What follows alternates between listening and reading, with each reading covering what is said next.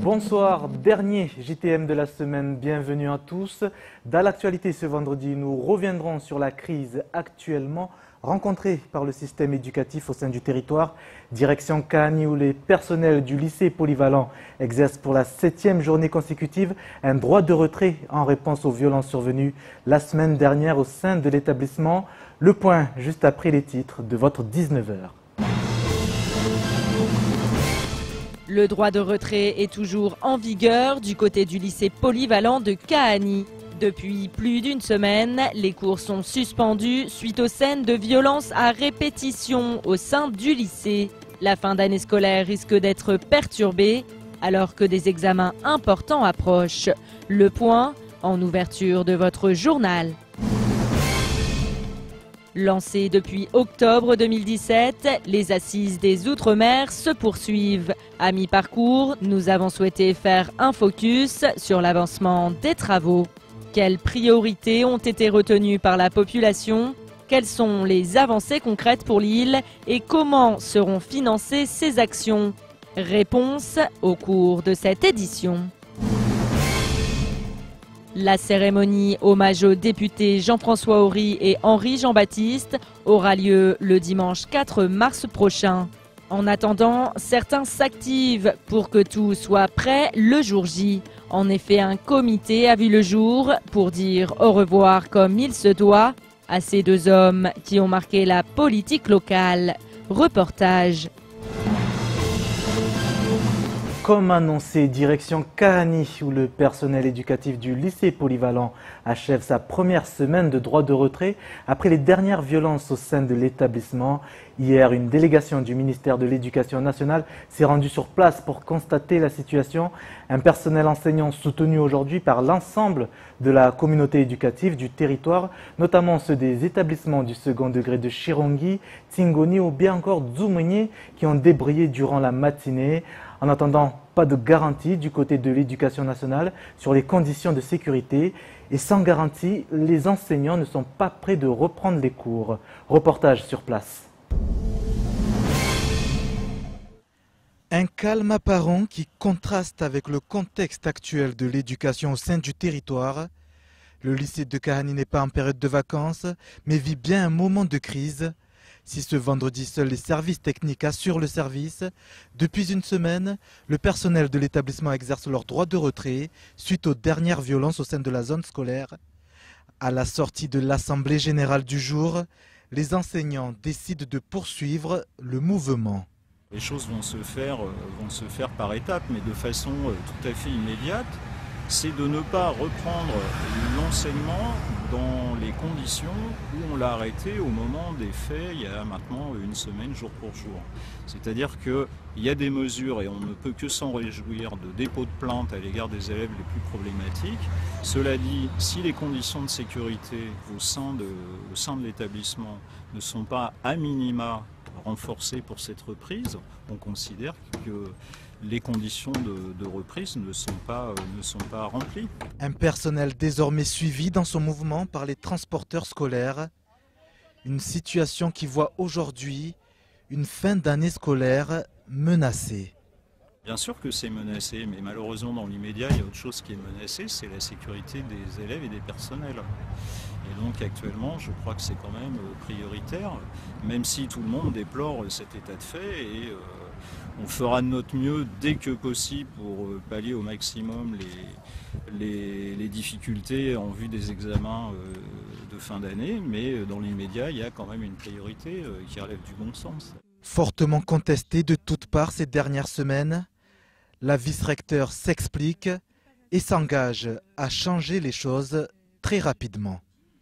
Le travail que nous faisons avec le lycée de Kahani actuellement, c'est que nous ne recommencerons pas, ne rentrerons pas au lycée les élèves comme avant cet événement de vendredi. Bien sûr, les caméras vidéo ont révélé des choses. Donc toutes les photos, toutes les vidéos sont données à la gendarmerie puisque j'ai porté plainte. Donc nous apportons tous les éléments, tous les élèves qui sont repérés, dont on a regardé les livrets scolaires, Ce sont des élèves qui sont absentéistes, ce sont des élèves qui n'ont pas de résultats scolaires. Alors je répète, dans les établissements, tous les élèves qui seront en difficulté et qui voudront s'en sortir pourront trouver leur place. Tous les autres, ils n'auront pas leur place. Pas sûr que les mesures annoncées suffisent pour faire bouger les lignes du côté de la communauté éducative.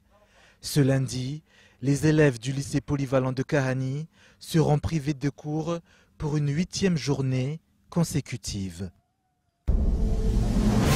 Ce matin, Nathalie Constantini, vice-recteur de Mayotte, a également répondu à certaines revendications des syndicats. En effet, tous sont unanimes pour réclamer plus de moyens matériels et humains, ainsi qu'un rectorat de plein exercice à Mayotte. Néanmoins, pour Nathalie Constantini, cela ne réglera pas l'ensemble des problématiques qui, pour certaines, sont extérieures à l'éducation nationale. Ses propos lors de la matinale de Kwezi. Écoutez, vous verrez ça quand les choses seront mises en place, mais très sincèrement, on ne pourra pas prendre des décisions plus rapidement. Je pense que ça ne changera rien du tout. Donc le statut ne change rien. Non, je pense que ce qui se passera si nous devenons rectorat, c'est que nous continuerons à finaliser la structuration du vice-rectorat, mais globalement les choses seront assez similaires. Moi, je ne pense pas, même si nous le faisons, parce qu'il faut répondre aussi à des besoins d'une communauté, mais je ne pense pas que ce soit en rajoutant des caméras de surveillance, des grillages, que nous arriverons à faire comprendre les choses. Nous allons effectivement protéger, et là nous allons refaire des clôtures pour le lycée de Kahani, mais on n'aura pas traité la maladie. Autre titre ce soir, lancé au mois d'octobre dernier, les Assises des Outre-mer, temps d'échange et de réflexion avec tous les citoyens ultramarins, a pour objectif d'obtenir des solutions qui proviennent des territoires grâce à la participation de ces acteurs. Nous sommes aujourd'hui à mi-parcours de ce grand projet et plus de 15 000 participants ont d'ores et déjà contribué à cet exercice citoyen. Contributions qui permettront de rédiger le fameux livre bleu Outre-mer au printemps prochain. Une synthèse de l'ensemble des travaux menés au cours des Assises, guide des actions à mener dans les Outre-mer durant le quinquennat. Alors, quelles sont les priorités retenues pour Mayotte et par les Mahorais? Quelles avancées concrètes pour le 101e département? Mais surtout, comment financer ces actions? Les réponses dans ce reportage d'Adèle Laurent. Ils étaient tous deux reconnus pour leur engagement politique en faveur de Mayotte et le hasard de la vie a voulu qu'ils nous quittent à quelques jours d'intervalle. Jean-François Horry et Henri. En effet, vous avez dû vous rendre compte qu'il ne s'agissait pas du bon reportage. Alors on vous parlait justement des Assises des Outre-mer, grand rendez-vous qui rassemble les citoyens. Le reportage devrait arriver, voici. 35 ateliers, 10 réunions publiques et 15% des réponses venant de Mayotte sur toutes les questions posées dans le cadre des Assises des Outre-mer.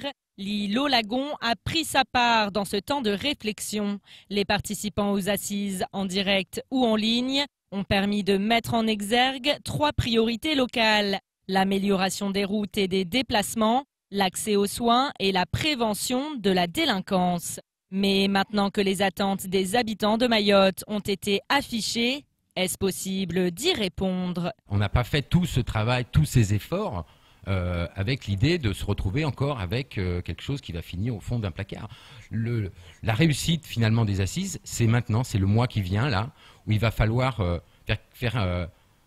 apporter une production qui soit opérationnelle. On va faire tout ce qu'on doit faire. Au sein des services de la préfecture, avec tous les services de l'État et tous les partenaires et tous les rapporteurs. Notre objectif, c'est de faire quelque chose qui soit opérationnel, qui soit faisable, qui soit ordonné, qui soit chiffré. Et il ne s'agit pas de rêver, il s'agit de travailler, c'est tout. L'année 2018 verra la clôture des consultations, l'analyse et la restitution des travaux et une traduction budgétaire des engagements retenus dans le cadre des Assises des Outre-mer. Mais ce budget, où le trouver? Il y a 2 choses. Il y a déjà les moyens dont on dispose, par les fonds nationaux, des fonds européens, d'autres sources de financement, certes qu'il faut mieux orienter, clairement. Et puis se pose la question, clairement, quand on fait l'addition, la question, c'est une idée, pour être très franc, qui qui est souvent exprimée par notre préfet, l'idée d'un grand emprunt. Probablement qu'on faudra en passer par là pour Mayotte, pour le développement de Mayotte. Ça fait partie des suggestions qu'on fera dans le document. En centaines de millions d'euros, milliards, que sais-je, on va faire les comptes. C'est bien l'objet du travail qu'on mène en ce moment. Pour rappel, en complément des Assises des Outre-mer, les citoyens, PME et associations qui portent un projet en lien avec les Outre-mer peuvent candidater jusqu'au 28 février au concours Projet Outre-mer. À la clé, une enveloppe de 10 000 € et un accompagnement personnalisé pour faire aboutir les projets. Actuellement, une délégation interministérielle est présente sur le territoire pour une semaine afin de rencontrer l'ensemble des porteurs de projets, mais également tous les acteurs des Assises des Outre-mer. Un moyen pour le gouvernement de montrer que Mayotte est prise en compte. Ce samedi, la commune de Chirangui accueille le village du bataillon du service militaire adapté de Mayotte. L'occasion de découvrir les corps de métier proposés par cet organisme militaire. Bonsoir, capitaine Artus. Bonsoir, monsieur. Bienvenue dans ce 19h. Alors, quel corps de métier pourrions-nous découvrir lors de ce grand rendez-vous? Alors, on viendra avec toutes les formations qu'on propose au bataillon. Donc, vous pourrez voir, par exemple, les garçons serveurs, vous pourrez voir les maçons, vous pourrez voir les carreleurs, les agents de sécurité, les aides à la personne. Enfin voilà, on viendra avec tout le panel qu'on propose au bataillon pour que justement le jeune Mahorais qui souhaiterait se renseigner puisse avoir une vue d'ensemble de ce qu'on a à proposer. C'est bien le but du village. Plusieurs services proposés, est-ce également le moment où vous pouvez recruter? Alors effectivement, on profite aussi de cette action pour proposer le recrutement, pour donner des informations. On aura donc notre cellule recrutement qui sera sur place aussi pour expliquer surtout les démarches pour le jeune, pour l'accompagner au mieux dans ce pas qu'il souhaiterait franchir, qui serait de franchir les portes du bataillon. Alors vous réalisez cette action justement depuis l'année dernière, premier village l'année 2017, 3 villages chaque année. Est-ce que c'est important pour le BSMA justement de se délocaliser, d'aller vers les autres justement? Alors oui, évidemment, puisque effectivement le bataillon est connu dans toute l'île. En revanche, il est nécessaire d'aller au plus près des jeunes, pour justement d'aller au contact des jeunes, pour aller leur expliquer dans le détail ce qui peut les attendre au bataillon, ce qu'on peut leur offrir. Le bataillon est connu, mais en un sens méconnu et peut-être quelquefois un peu mystifié. Et on a besoin justement de casser cette glace pour que le jeune sache réellement dans quoi il s'engage.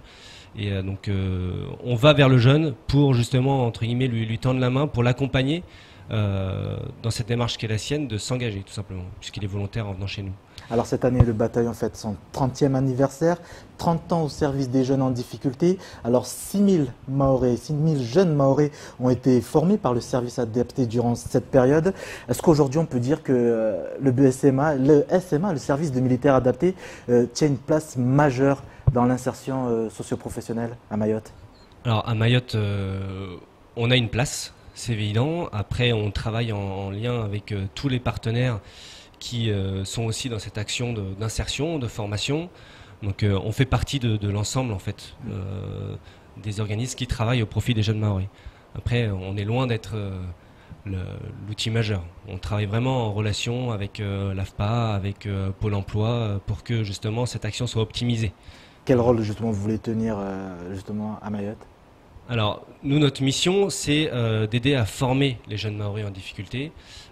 C'est d'ouvrir nos portes pour qu'ils puissent accéder à l'emploi.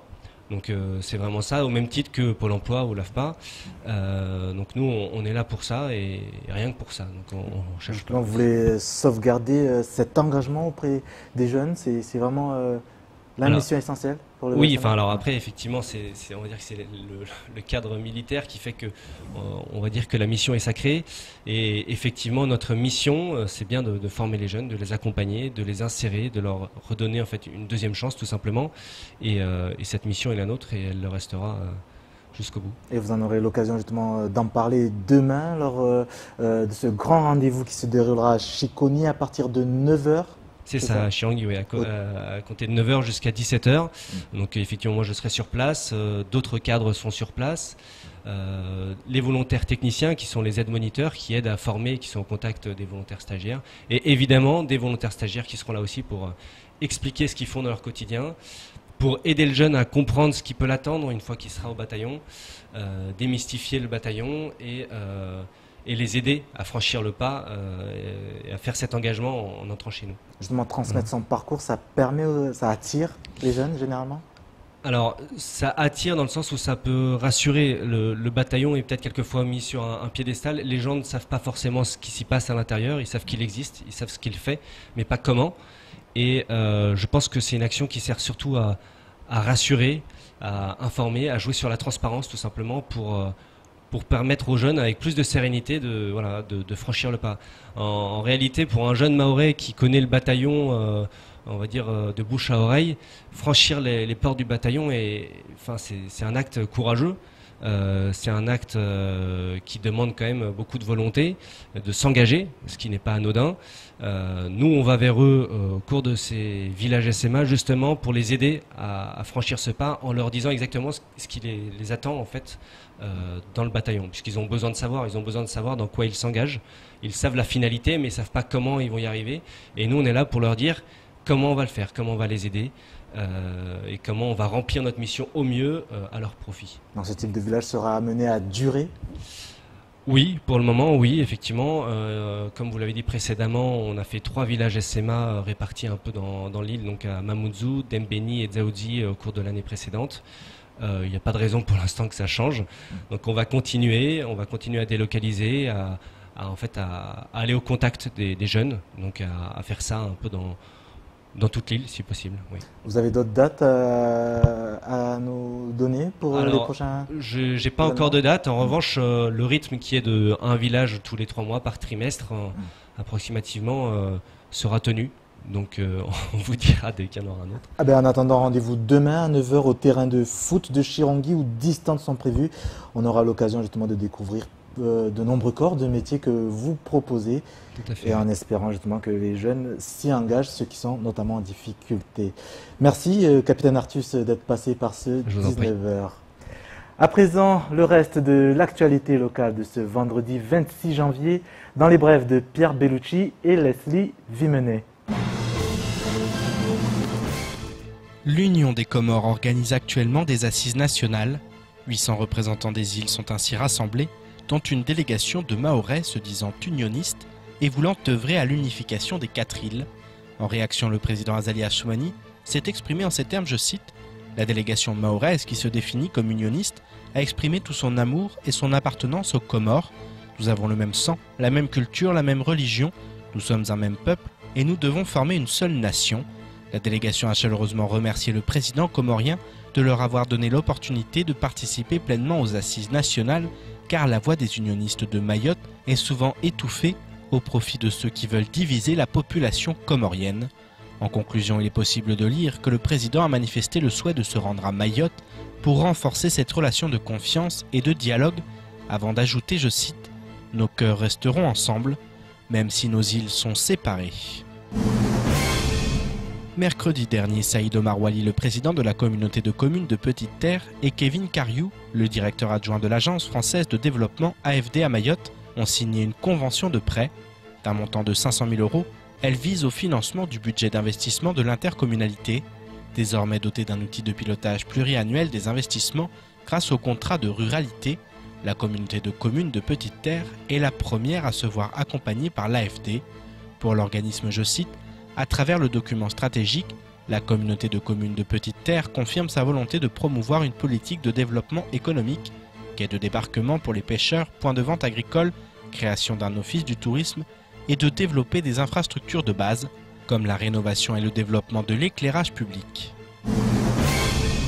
Mardi dernier, le président du conseil départemental de Mayotte a rencontré la société Solstice en charge d'accompagner le département dans l'implantation à titre expérimental d'un dispositif de voiture électrique.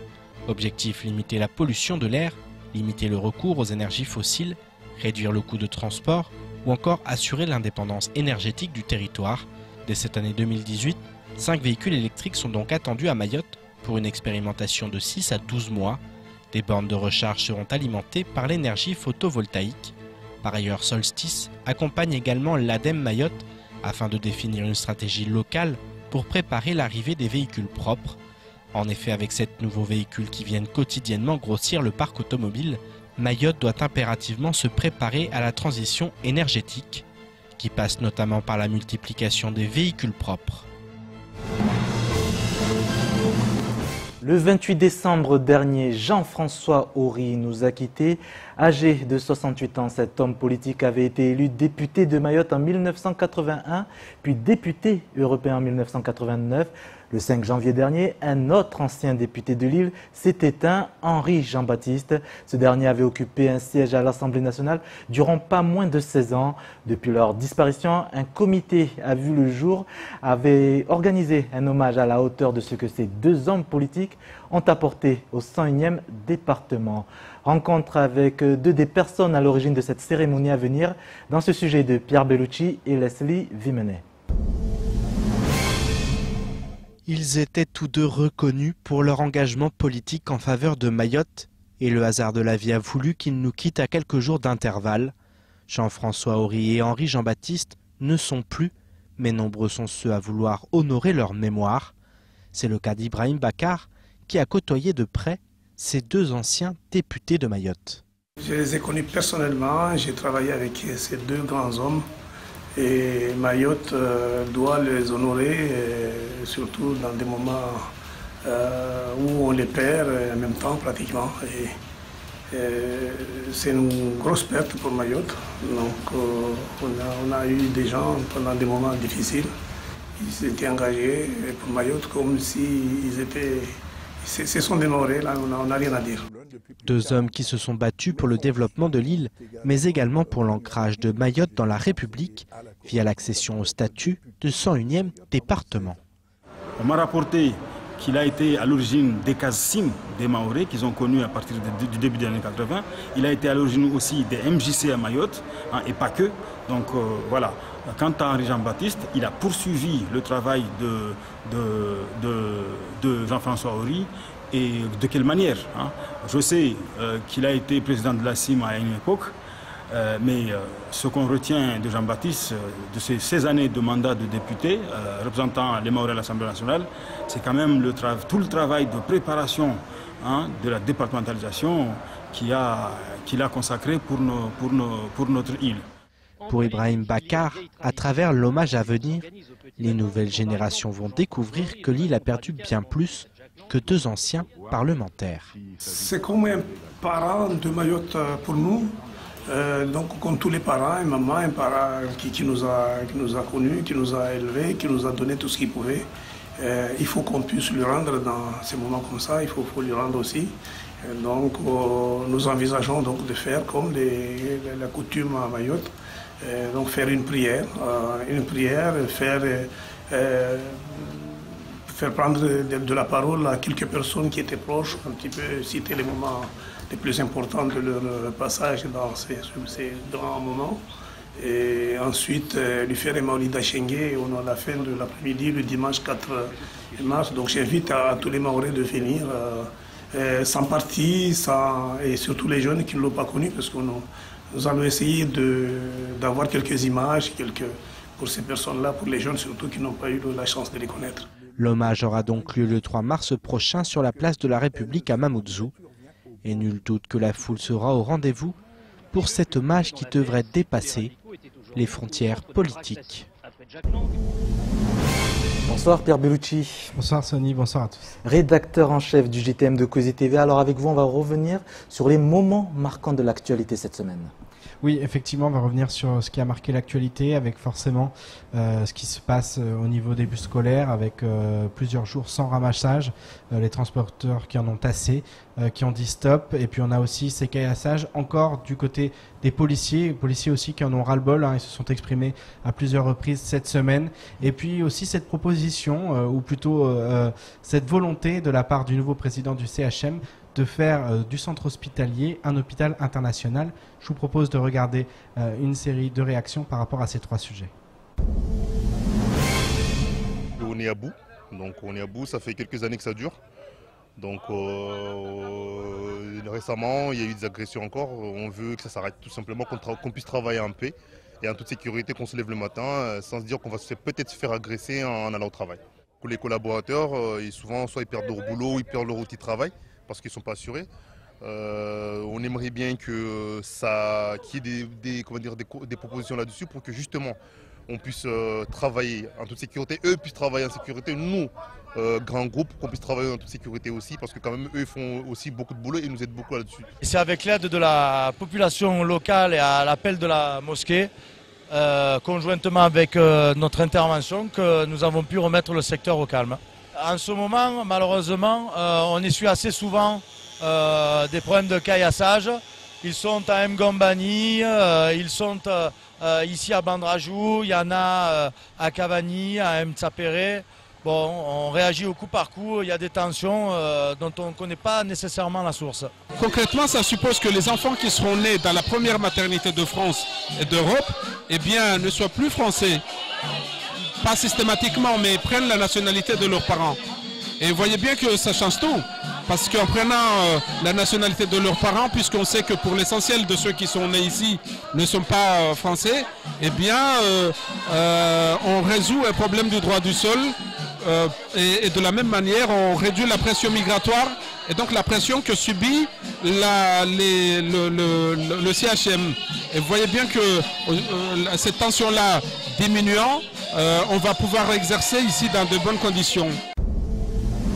Alors Pierre, moins d'une semaine après le droit de retrait des enseignants du lycée polyvalent de Kani suite aux violences au sein des établissements, ce sont désormais les transporteurs scolaires qui disent stop, il y en a assez.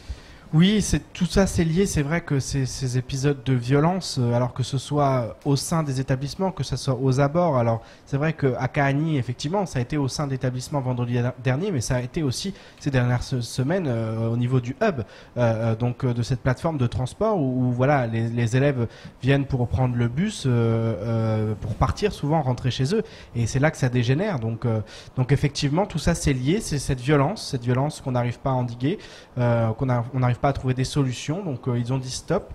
Il y a eu des réunions, plusieurs réunions hier, aujourd'hui, parce qu'il y a des revendications qui sont à la fois au sein des sociétés, parce que ces transporteurs, ils ont aussi des sociétés, souvent ce sont des prestataires, donc on pense à Matisse notamment, il y a des revendications au sein de Matisse, il y a des revendications au niveau départemental, où on demande à la préfecture, aux autorités, au conseil départemental, aux mairies aussi, de prendre leurs responsabilités pour mettre fin à ce fléau, pour sécuriser au moins ces arrêts de bus, voilà, donc on sait que du côté des maires, on s'est engagé à ce que les policiers municipaux, notamment, puissent intervenir à certaines heures, dans certains lieux jugés à risque. Donc voilà, ça avance, mais c'est vrai que c'est compliqué. On le voit encore. On est face à une problématique qu'on n'arrive pas à régler. On n'y arrive pas dans l'éducation nationale. On n'y arrive pas au niveau des transports. Et voilà, et c'est très très compliqué. Alors, autre victime des violences, Pierre, c'est pas n'importe qui, ça témoigne justement de la situation à Mayotte, ce sont les policiers également. Oui, les policiers aussi, et c'est vrai que tout ça c'est lié, parce que même les policiers eux-mêmes, ils sont victimes de cette délinquance, de la violence, des caillassages. Ça a été le cas cette semaine à Kawini. C'est vrai qu'on a eu plusieurs aussi faits d'attaques à l'intégrité physique des policiers ces dernières semaines. Eux aussi, ils en ont ras-le-bol, eux aussi, ils s'expriment, ils demandent plus de moyens, un matériel. Voilà, on demande aujourd'hui à ce que on fasse en sorte que ça cesse et que les personnes puissent travailler dans des conditions sécuritaires. Que ce soit les policiers, que ce soit les personnels, que ce soit les élèves, que ce soit les chauffeurs de bus. Voilà, ils en ont marre de travailler dans cette crainte, d'étudier dans cette crainte, dans cette peur d'être agressé. On tourne un peu en rond, on n'arrive pas à trouver des solutions. Il y a des réunions, mais voilà, on n'a pas les solutions, et puis surtout on manque de moyens. Et tant qu'on ne mettra pas les moyens, eh bien on restera dans cette situation. Les moyens, c'est pas suffisant, comme le disait Nathalie Constantini. Il faut aussi prendre la maladie à la racine et voir pourquoi ce déchaînement de violence à Mayotte. Mais voilà, tout ça prend du temps. Il faut qu'il y ait des mesures à court terme qui soient des mesures efficaces. Voilà, ça je pense que c'est ce qu'il faut retenir de ces épisodes de violence et de tout ce qui tourne autour. Et puis dernier sujet, Pierre, qui a fait l'actualité cette semaine en santé avec cette annonce du 4e vice-président chargé du social et de la santé et président du CHM qui veut faire du centre hospitalier de Mayotte un hôpital international. Oui, c'était lors des vœux du CHM qui ont eu lieu mercredi. On a beaucoup parlé un peu de la santé. C'est vrai que c'était une année 2017 où il y a eu un mouvement social important au niveau du CHM. Voilà, aujourd'hui, effectivement, on essaye de voir l'avenir avec une nouvelle direction depuis quelques mois. Catherine Barbezieux qui a remplacé l'ancien Étienne Morel. Tout à fait, l'ancien directeur. Donc on essaye d'avancer. Tani Mohamed Soili qui a été remplacé aussi à la présidence par Issa Abdou Issa, et puis Issa Abdou Issa qui vraiment a la volonté de changer les choses, d'essayer aussi d'offrir de nouvelles perspectives, et ça passe peut-être effectivement par cet hôpital international parce que ça réglerait certaines problématiques sur le département. Maintenant effectivement c'est un petit peu compliqué, c'est un changement de statut, donc là il va falloir s'y pencher, il s'y penche déjà. Voilà, des voix s'élèveront sûrement pour dire que c'est un peu compliqué, d'un autre côté de dire on est français, on veut les mêmes droits que tous les autres Français, puis de dire oui mais on a une situation où il nous faut un hôpital international, donc il ne serait plus uniquement un hôpital français avec les règles de la République française. Voilà, il y a aussi tout ce paradoxe qui va sûrement faire débat dans les prochaines semaines. On sait qu'au niveau de la direction, on n'a pas voulu du tout se mouiller sur cet hôpital international. Voilà, effectivement la directrice a dit qu'on verrait, effectivement c'est une piste de travail, mais pour l'instant on en est encore loin. Juste un élément, car lorsqu'on parle de régler certaines problématiques, on parle bien évidemment d'immigration. Oui, du droit du sol, surtout en ce qui concerne cet hôpital international, parce qu'effectivement, les parents prendraient la nationalité, les enfants, prendraient la nationalité de leurs parents. Après, donc forcément, oui, ça serait lié à l'immigration et au fait que ça serait ce que certains considèrent comme un appel d'air en moins, puisque voilà, les enfants ne seraient pas français. Après, effectivement, pour l'immigration, on sait qu'il y a encore un autre travail à faire, puisque certains viennent aussi pour que leurs enfants puissent avoir accès aux écoles publiques françaises gratuites. Donc voilà, il y a quand même autre chose. Ça ne réglerait pas le problème de l'immigration. Ça réglerait par contre le problème du droit du sol et par la même occasion probablement le problème lié à la surcharge de travail pour ce CHM. Merci Pierre pour toutes ces précisions, ce récapitulatif de l'actualité cette semaine. Merci à vous également de votre fidélité. C'est la fin de ce journal. À suivre sur vos antennes de Cozy la suite de votre programme. Excellent week-end à tous.